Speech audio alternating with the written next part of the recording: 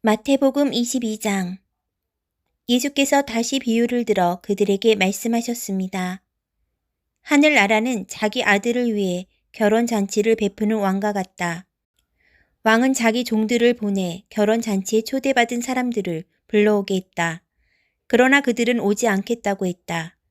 왕은 다시 다른 종들을 보내면서 말했다. 초대받은 사람들에게 내가 만찬을 준비했다고 전하라. 황소와 살찐 송아지를 잡았고 모든 것이 준비됐으니 어서 결혼잔치에 오시라고 하라. 그러나 초대받은 사람들은 들은 척도 하지 않고 제각기 가버렸다. 어떤 사람은 자기 밭으로 가고 어떤 사람은 장사하러 가버렸다. 그리고 또 다른 사람들은 그 종들을 붙잡아 모욕하고 죽이기까지 했다. 격분한 왕은 자기 군대를 보내 그 살인자들을 죽이고 그들의 도시를 불태워버렸다.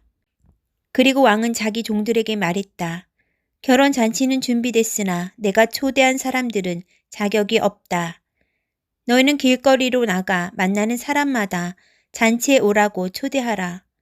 그래서 종들은 길거리에 나가 악한 사람이나 선한 사람이나 눈에 띄는 대로 사람들을 모두 모아들였다. 그렇게 해서 결혼잔치 자리는 손님으로 가득 차게 됐다. 그런데 왕이 손님들을 보려고 들어갔다가 거기 어떤 사람이 예복을 입고 있지 않은 것을 보고 물었다. 이복의 친구, 그대는 어떻게 혼인 예복도 입지 않고 여기에 들어온 거요? 그는 아무 대답도 할 수 없었다. 그러자 왕이 종들에게 말했다. 이 사람의 손과 발을 묶어 바깥 어두운 곳으로 내쫓아라. 거기서 슬피 울며 이를 갈 것이다. 이와 같이 초대받은 사람은 많지만 선택받은 사람은 적다.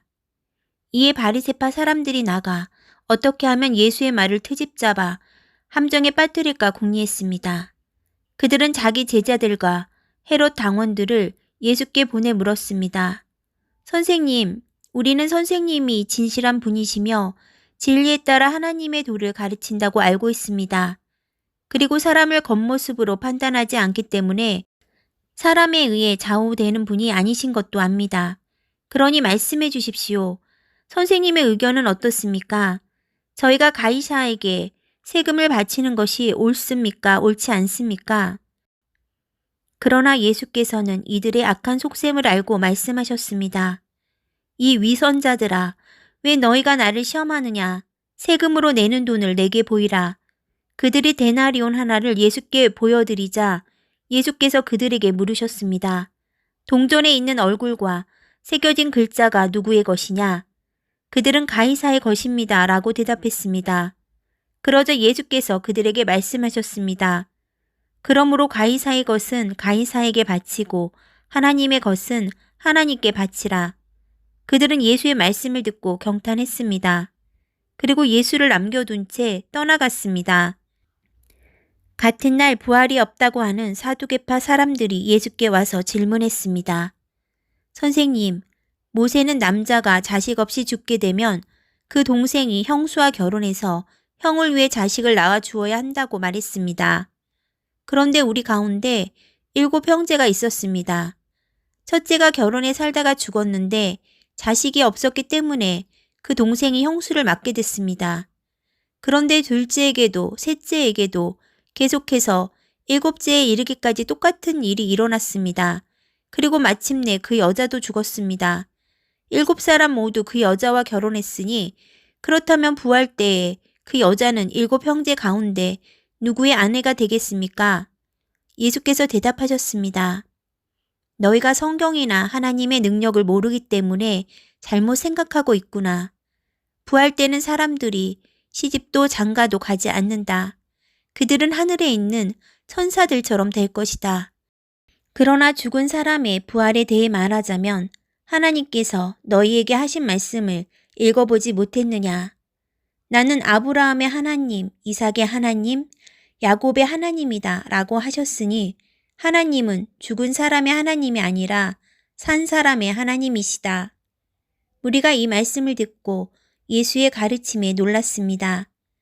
예수께서 사두개파 사람들의 말문을 막으셨다는 소문을 듣고 바리새파 사람들이 함께 모였습니다. 그들 가운데 율법 교사 한 사람이 예수를 시험하려고 질문을 던졌습니다. 선생님, 율법 가운데 어느 것이 가장 중요한 계명입니까? 예수께서 대답하셨습니다.